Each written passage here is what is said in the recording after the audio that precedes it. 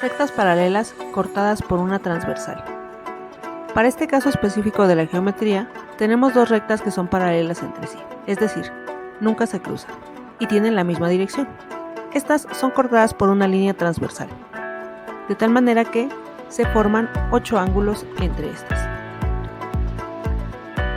Los ángulos A, B, G y H son ángulos externos, y los ángulos C, D, E y F son ángulos internos.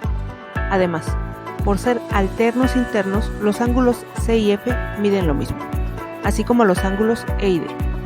Los ángulos alternos externos también miden lo mismo, por lo tanto A es igual a H y B es igual a G. También podemos observar que los ángulos colaterales son suplementarios, es decir, suman 180 grados.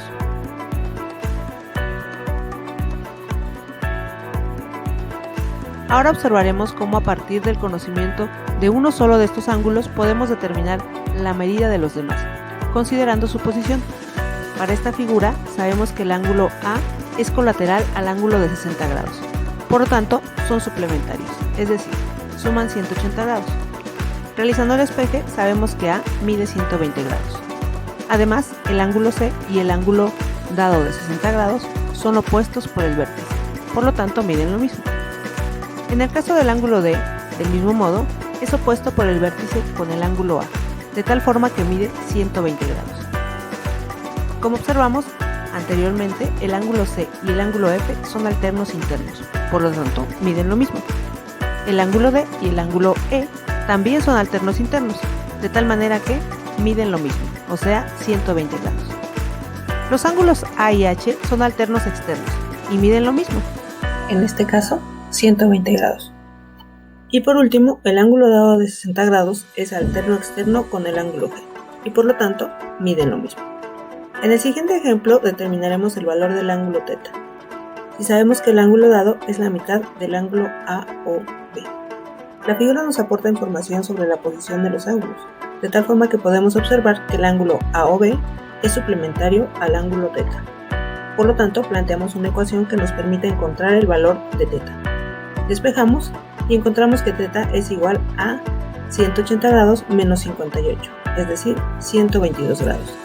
En este ejemplo observamos que las medidas de los ángulos alfa, phi y θ son desconocidos. Comenzaremos definiendo la medida del ángulo phi. La figura nos muestra que es suplementario a 56 grados y 48 grados. Por lo tanto, hacemos el despeje y obtenemos su valor, que es de 76 grados. Para el caso del ángulo alfa, consideraremos un eje imaginario que divide verticalmente a la figura, y así podemos observar que es alterno interno con el ángulo de 56 grados, por lo tanto mide lo mismo. Y ocurre lo mismo con el ángulo θ, que es alterno interno con el ángulo conocido de 48 grados, por lo tanto miden lo mismo. A manera de comprobación, sumamos los ángulos alfa, phi y θ, y los igualamos a 180 grados. Si esta igualdad se cumple, entonces nuestro cálculo es correcto, dado que la suma de todos los ángulos internos de un triángulo es siempre igual a 180 grados. En el siguiente video continuaremos revisando más ejemplos sobre los ángulos que se forman entre dos rectas paralelas cortadas por una transversal. Hasta entonces.